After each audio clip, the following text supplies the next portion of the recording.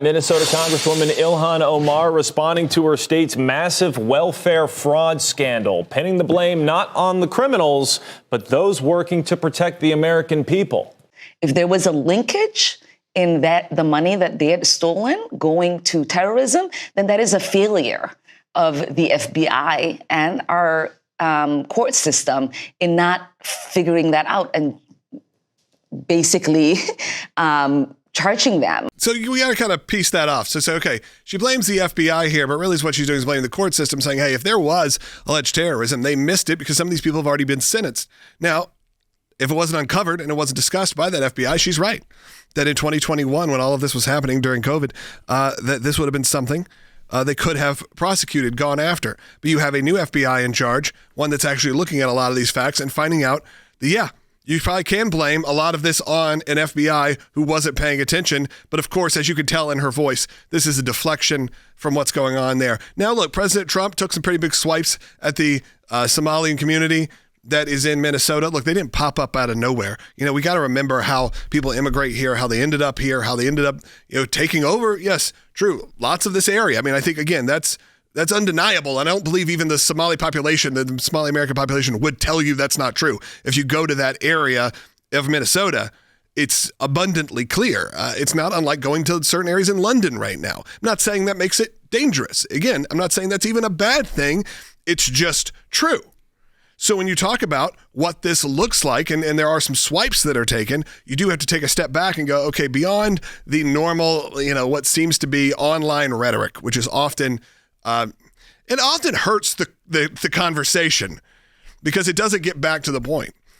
We can at least start pointing back to the fact that there was a lot of failure going on within the state under Tim Walz, under Omar, and of course, under the Biden administration. Well, and that is one of the reasons why this story is still going on, is that we heard about this billion-dollar fraud, which was so widespread. It wasn't just the one program, the Feeding Our Future and other COVID money programs. There was also Medicaid fraud extensively throughout Minneapolis and throughout the state of Minnesota, that the whole fraud on the people of Minnesota and on the U.S. taxpayer as well, because a lot of these are federally funded programs, was over $1 billion.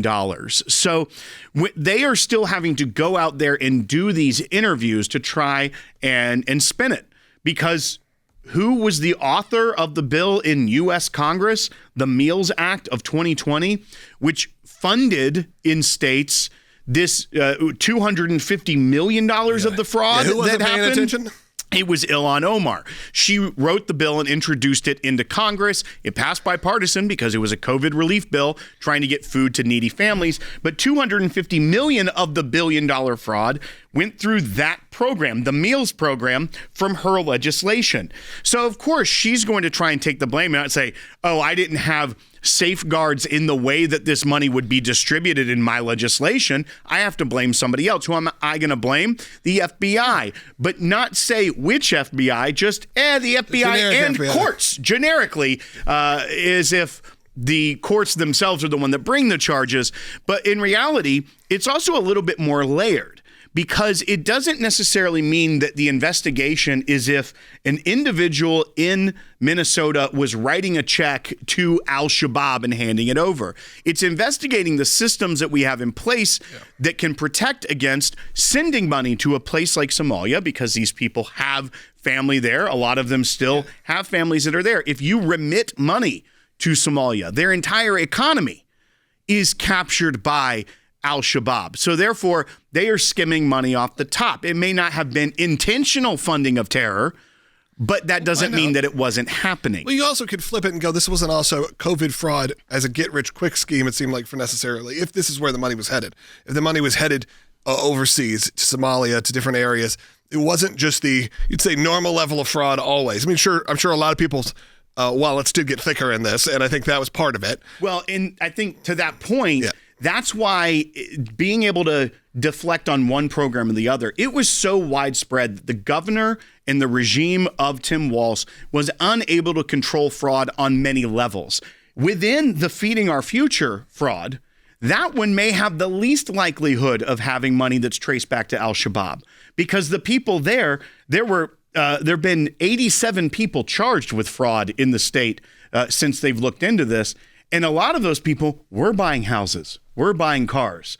One person had a $9,000 a month shopping budget just going to clothing stores. So some of that was keeping it within the community, but some of it also, it wasn't just the Feeding Our Future COVID fraud. There was the Medicaid fraud, false billing, all of these things where money was coming. I would like to take a call. Let's go to Roy, who's calling from the state of California, listening on the radio. Roy, go ahead. Good morning, gentlemen. Thank you for taking my call. I appreciate that. Appreciate your program. But I do take opposition to the victim being freed of some of their responsibility to pass on to the FBI.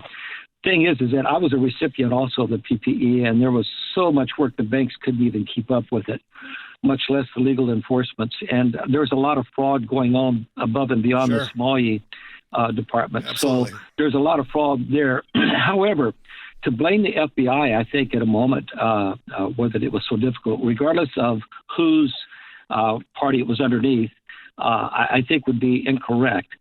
In my mind, a bit deceptive of the victim to throw blame. The next thing is that Governor Walz was well funded by some of these individuals, and he held it quite quiet. Matter of fact, if I understand the news correctly, and if the news is reporting correctly, he kind of put the squish on anybody that would bring this information to the forefront.